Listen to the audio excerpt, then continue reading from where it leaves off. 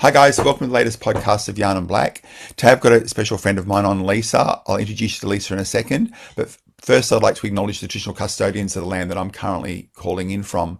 I'm here in Belvoir on the land of the Wurundjeri people, and I'd like to pay respect to their elders past, present, to the young people coming through that are our warriors and going to be our future leaders of the future, and to any other Aboriginal people that have joined us today. So I'm so excited today. I've got a friend of mine on, Lisa. Hi, Lisa. Hi, how are you? I'm fine. So for people who don't know you, who are you? Where are you Yes. from? Yeah, so my name is Lisa Maza, and my mob are from the Yidindji people from far north Queensland near Cairns, Meriam from, of course, Murray Island in the Torres Straits, and my mother was Dutch. I am an actor. I do all kinds of things in the theatre industry, which I've been in for decades. And of course, I'm currently in the play Blacklight at Malthouse Theatre. Yep. So I know we've got you just between rehearsals, but can you tell us Yeah. a little overview of what Blacklight's about? Yeah, I mean, it really focuses on, it's a play written by Jada Alberts, who many of you will know.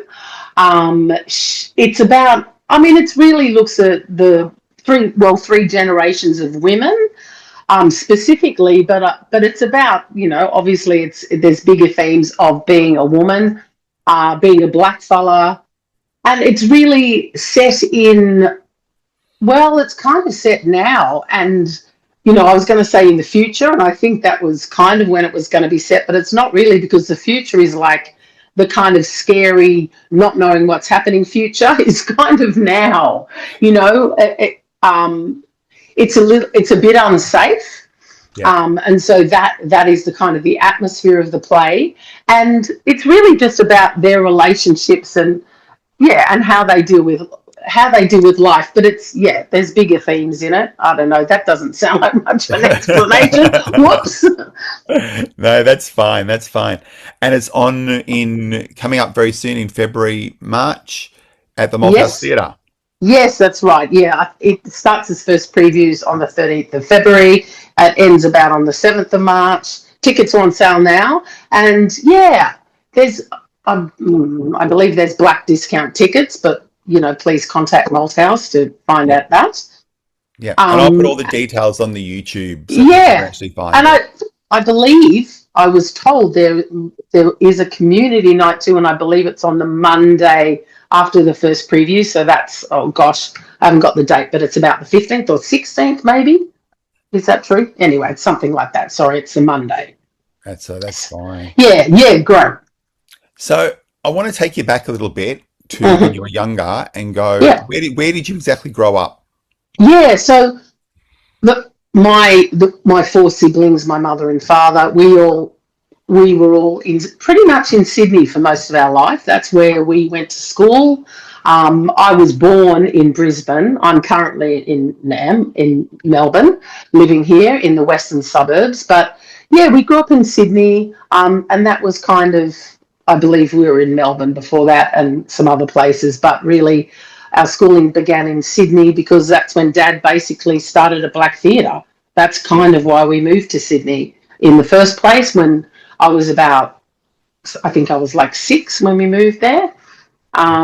And yeah, we just basically went to school, lived there, and did everything that we did. We're in bands together there, and that's mainly what me and Rachel did when we were young. We shared a room, like we've been hanging around together forever, and Yeah. we still are. We live together.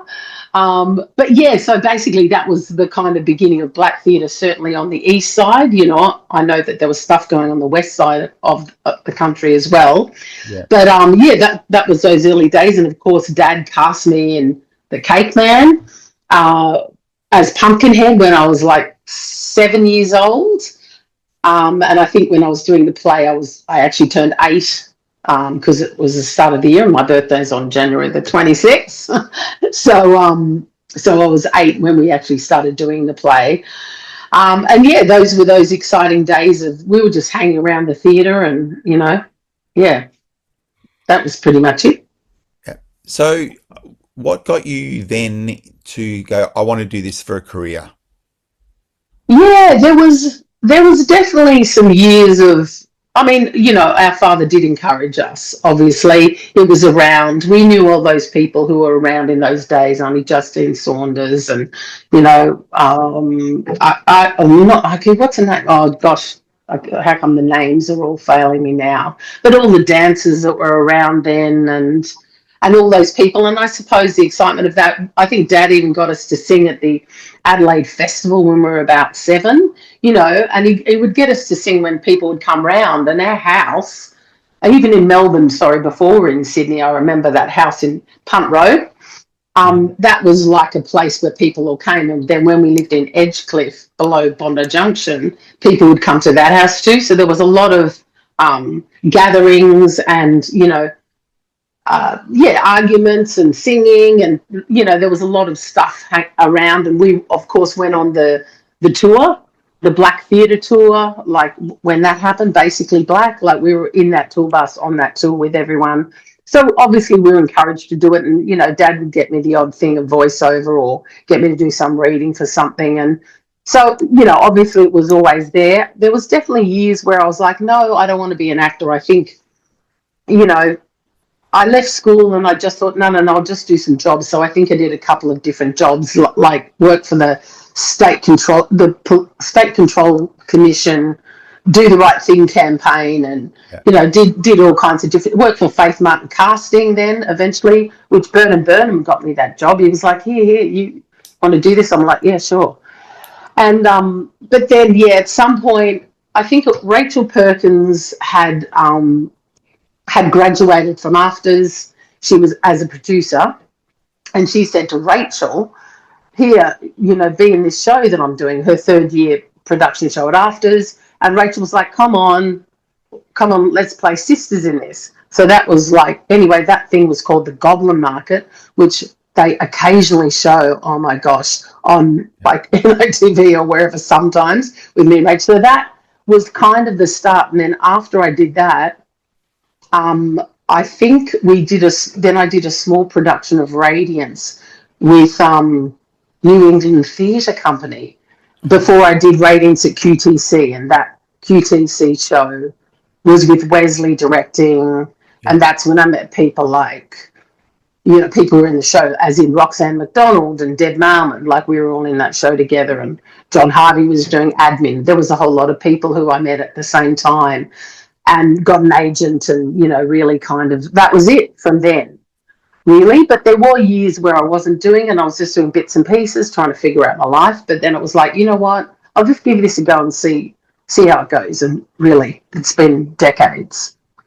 Yeah, we won't mention how old you are, but I know you've done lots of shows. But the ones recently that have been that I've seen is Black Ties, Goodbye Honey Flow, The Sapphires. Yeah. And they've been absolutely fantastic, and the reviews for them were great. And I think Black Ties was done during COVID, wasn't it? It was done just before COVID. Like we were in Auckland hearing about the toilet paper wars, and that was the end of the festival. Like we'd already been to Wellington and done that part of the festival, and we'd literally just finished. Like our last show was on a Saturday, and on Sunday the borders to Australia we could get back, but then we were locked down for 2 weeks, and then the proper 2-week lockdown started. Like it was like we were just like, what is going on? Like I think one of the people was putting toilet paper in their bag. They were that scared from all the news. So it was pretty funny. So so we were just locked down from then. It was crazy. And I stayed in Melbourne. So, we know the people of us who stayed in Melbourne, we know how horrifying it was. Other people were free and lovely wandering around. Yeah. But so Black Ties was amazing. They are outstanding shows, but I think Black Ties was just, what was cool, of course, was that it was with the Maori mob and First Nations. So, instead of the black-white thing, it was just showing diversity, and that's I always love that, love that, we can, and we have to keep on telling people or telling our stories and kind of, just trying to debunk this small view of who blackfellas are and this kind of generalization. And I think through new works and all the work that continues to be created, like this show, like Blacklight, it is another point of view. It is another story, and this is how we continue to, change people's minds. Hopefully educate. Yeah. And like, you've not just traveled in Australia, but you've done performances overseas as well, in London, Yeah, China. yeah. China, that was fun. That was Black Armband actually with Emma and Deline and Shelley Morris. That was fun. I was working at Black Arm Band as a producer, and then it was like, "Do you want to go? Do you want to perform? Like, we need another singer." I was just like, "Yeah, okay, cool. Yeah, I'll go. Sure." That was fun. It was 10 days with like Greg Sheehan and some awesome people until Michael Ma, who plays with Emma or was playing with Emma. I'm not sure. And a whole team of musicians, and we just jumped on trains, and the embassy Yeah. people kind of looked after us. That was amazing. 10 crazy days in China, walking on the Great Wall, bucket Yeah. list. Um, and I actually first went to Japan with Stolen. That was years ago. Actually, that was my first show, I think, in Melbourne and here at the Malthouse. Yeah. Which was a Japan tour, but that was 10 days. That was Wesley directed that one. And London, of course, was the Sapphires. So that tour was one of the early tours of the Sapphires. I think just that Rachel, Deb Malman, Lisa Flanagan, and Ursula Jovic were the Yeah. girls. I can't remember all the guys' names, but they were the girls in that first Sapphires. And then that next version. Oh, actually, there was probably a version before me. But anyway, that was with me, Casey Donovan, Nairi Pigram, and Megan Samarden she's from out where the rodeos are, where Deb Malman's from. Shivers, I can't remember the place. Yeah. Sorry, Broken Hill. Broken Hill. Yeah. So, So that was Canberra, where we met the current Prime Minister at the time, Rudd, and Canberra, Penrith, London. So that was cool. Yeah. But that was fun. Yeah, that was just 10 days probably in London as well, Yeah. which was nice at the Barbican. Yeah. Well, that was a big jump from performing in Broken Hill, Penrith, then London. Yeah, we didn't have Broken. She was from Broken Hill, that chick, the girl in the show. But yeah, we just did Penrith, Canberra, London. It was crazy. It was just a small tour, But yeah, it was great. It was great fun. I mean, it was great fun. People would say, "Gee, you look like you're having fun." It was like, like it's like people don't, I think, realise how much work it kind of goes into it, and you smiling and looking like you're having fun doesn't necessarily mean you're having fun, as in you are concentrating. I'm not, wearing high heels and big costumes and changing and trying to remember the dance moves and singing 4-part harmonies is fun to an extent, but we didn't have enough. Like, we had 3 weeks rehearsal to get all that.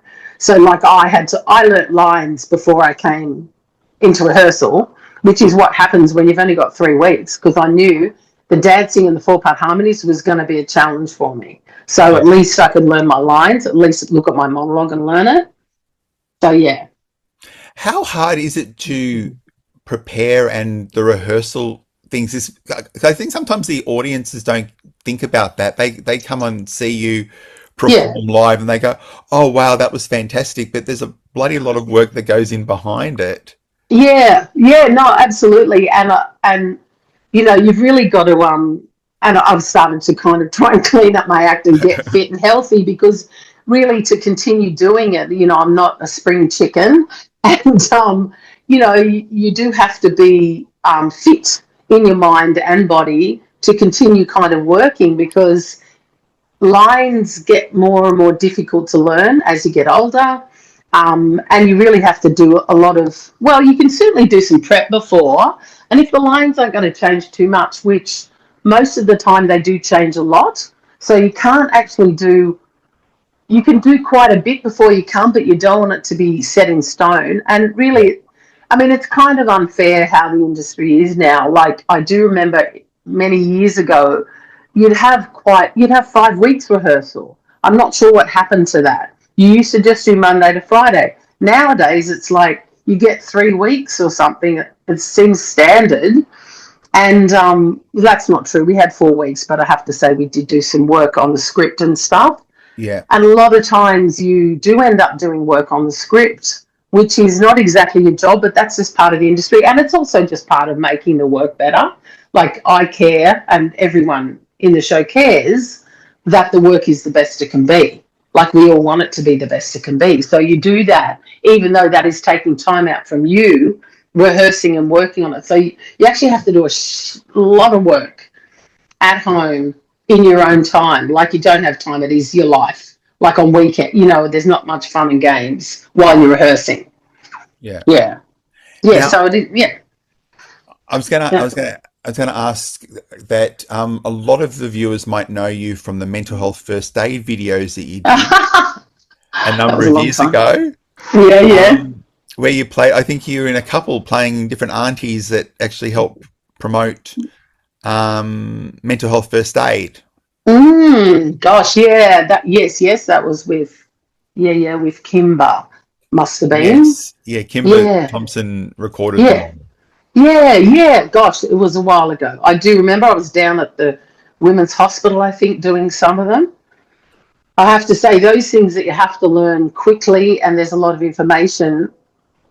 I don't retain some of the information I can retain, but those ones where you have to do it really quickly, it's weird because when you leave, you can hardly remember it. Like, I couldn't remember a word of it, but like scripts that I've worked on and done runs of, I can go back to and it'll come to you quite quickly. Yeah. Because you've run it. But yeah. So they're still played. That's good. They are still played. And because I deliver mental health first aid quite a lot, I get to see you most days up on the screen. Oh gosh. Either helping Naz in one of her roles. Naz was nice. One of the characters, and then there was another young girl that had injured her arm. That you were sitting at a bus stop, I believe. Having a yarn with her at the bus stop. Oh yes. Yeah. It looks like from the view looks like that it's was in Victoria Brunswick. Street in Brunswick. Yes. Yeah. It was. Yeah. That's where it looks like, Victoria Street, Brunswick. 100%. There's that little park at the up away from Sydney Road. Yeah, there's that park kind of where you can park your car sometimes, where there's free all day parking. Yeah. Nice. So what do you like doing when you're not acting? When you can just I want to get away from everything. What's the thing that Lisa does most? Yeah, I suppose. I mean, a bit of it. I do enjoy a walk down the creek. I live on Cororoy Creek, just a few doors down, and I suppose I do enjoy walking. It's quite pleasant. I don't listen to music. I don't have headphones on. I just listen to the birds and the creek running. So that is pleasant. I probably enjoy cooking. I do a lot of cooking, and I suppose our newest challenge as we get older is trying to really, even though we've always eaten healthy food, is trying to find new and exciting recipes that have no carbs and, like have no sugar. Yeah. So our tastes have changed, but it's about, we kind of enjoy, of course we enjoy eating, and we just don't want to have pizza and chips or any kind of rubbish anymore. So that is another thing. I suppose I still enjoy cooking. And what do we really do? I mean, I'd be happy to watch a series on Netflix or something personally. Like, of course, I'd love that. And lately, of course, we've been trying not to watch tennis because we're meant to be learning lines. But I have to say, it's the one sport that I actually enjoy watching. Our mother didn't want us to watch sport. She had a dim view on sport and what it was there for. Like, she just didn't like it, and that's cool. That's how she went. So she never let us watch sport. We would never could watch it. So we're allowed. We do watch it now. I mean, Mum's not around anymore. She passed a few years ago. But so we run amok and watch tennis now. No, we were watching it for some years. But yeah, that's good fun. I love the psychology. I find it very interesting to watch how a game goes, and it's just that one person, and you can watch. It's like theatre, I suppose. It is like some kind of show. It's very interesting, and you can tell what they're thinking and what they're kind of feeling and how they're psyching themselves.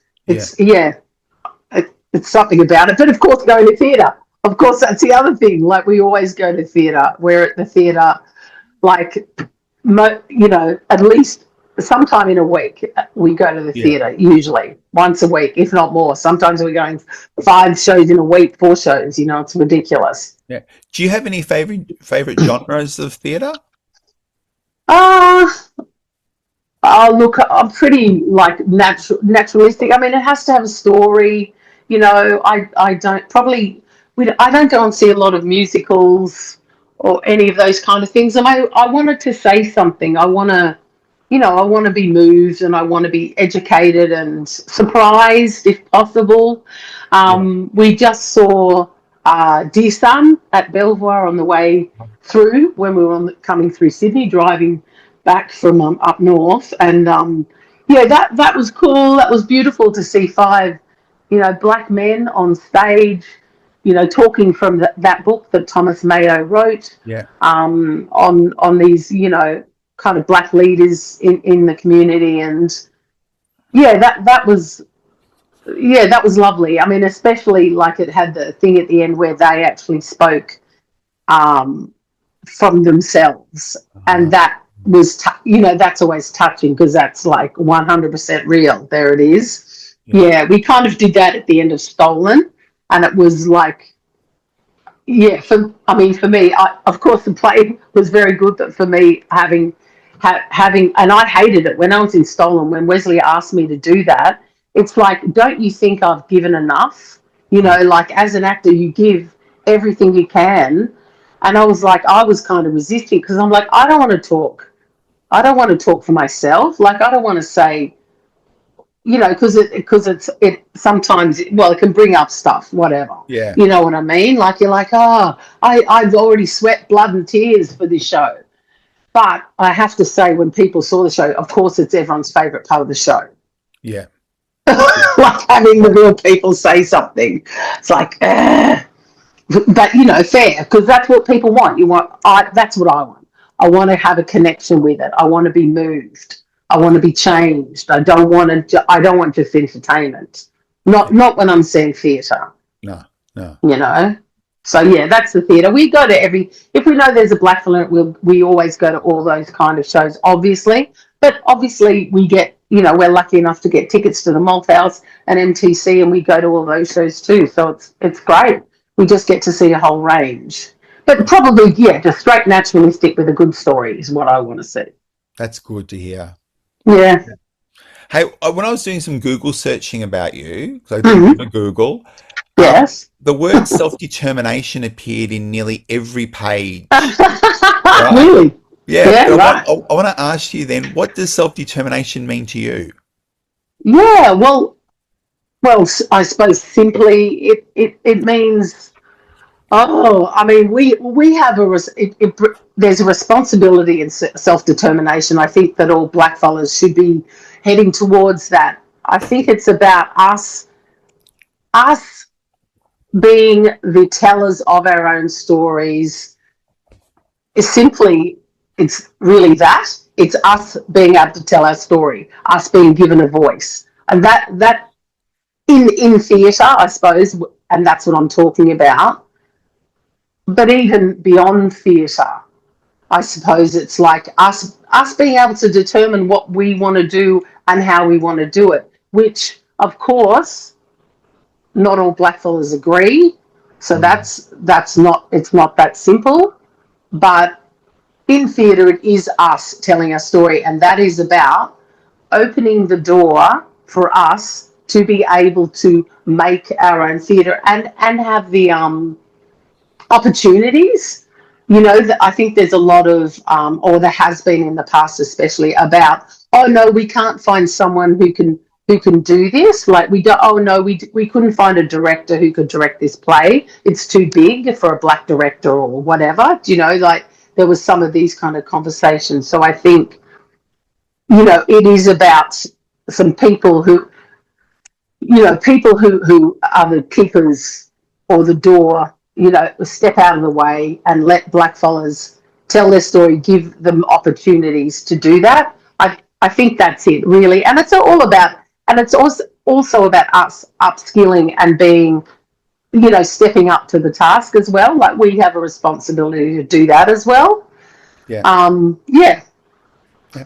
Now, one question I ask all my guests is that if I had a magic wand and $1 zillion and said to you, you can do whatever you like within Aboriginal affairs to fix things or change things, what Wow. would you do or where would you start? Oh, I feel like it'd be nice to kind of go into, because it's so vast. I feel like it's about trying to gather actual experts in their field and actually finding out what needs to happen. Because I feel like, you know, oh, I don't want to get into the big politics of of the fact that, there's representatives that, I think the people who are already doing stuff in organisations, and who know they have no agenda.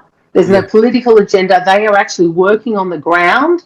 I think it's about gathering those kind of experts and actually finding out, okay, what do we actually need? And I bet that work's already done and ready. yeah, I imagine, you know what I mean? yeah, Like, when there was the voice to Parliament, I'm thinking, well, I really hope that those people that are the people who are going to be talking are the experts, really are those people who actually truly know what's required. yeah, And it's really about that. And then if you can put money into that, however that works, oh man. yeah. There's a few wishes on that wand, and there's lots of zillions of dollars in buckets as well. Yeah, yeah, absolutely. But wow, Yeah, man, it'd be cool. There's so many things that are just like just getting by. So many black organisations, and it's not just about money, but geez, it would help. Like struggling. Like, there's companies that are struggling that have to do all the admin and do all this other stuff, and it's like, man, it's not actually going to the right people necessarily. I yeah. don't know. Uh, I've got two final questions. One is that if a young person came to you and said, "Look, I want to get into acting, or I want to be a singer, or I want to get into entertainment," where would you tell them to start? Well, I suppose, I didn't go to NIDA or WAPA. I started when I was young, and my experience is maybe going to be different. But I suppose if it's a young person who's keen, I would say the first place is actually try and get into acting school, because you'll just get a fast track into the acting world. Like, that is a way to do it. And those schools, you do get the skills. Like, you do get lots of things. It's taken me a very long time to get those skills, and I've worked amongst people, and I've taken some ideas from them, and you gather those skills, but it's taken a long time. So if you want to fast track it, actually just go to an acting school as number one. If you don't get into the acting school, there's acting classes. But you know what? You can make a film on your own iPhone if you want. Like, go ahead. Get a group, or, you can do it by yourself. What am I saying? You don't have to get a group. But if you did have a group, it's like, get your phones, make a story, make a film, put it into Tropfest. Like, you can actually start doing things like that. And there's probably tons of information on Google. Like, you could actually just, like, everything could be done on a phone now. You could do get a monologue and just film it. Like, yeah, That's a I good don't know. suggestion. Yeah, yeah. Learn Yeah, monologues, see if you can deliver them. I don't know, do them for your friends. I mean, if you want obviously if you want feedback, you probably need to get someone possibly experienced. yeah. But No, I think that's a good suggestion. I think that's a good yeah, suggestion. Now, yeah. I know I'm watching the time, and I know you have to go off to rehearsals, but my final question is, what would you like people to walk away with from our yarn this morning? Oh, oh well.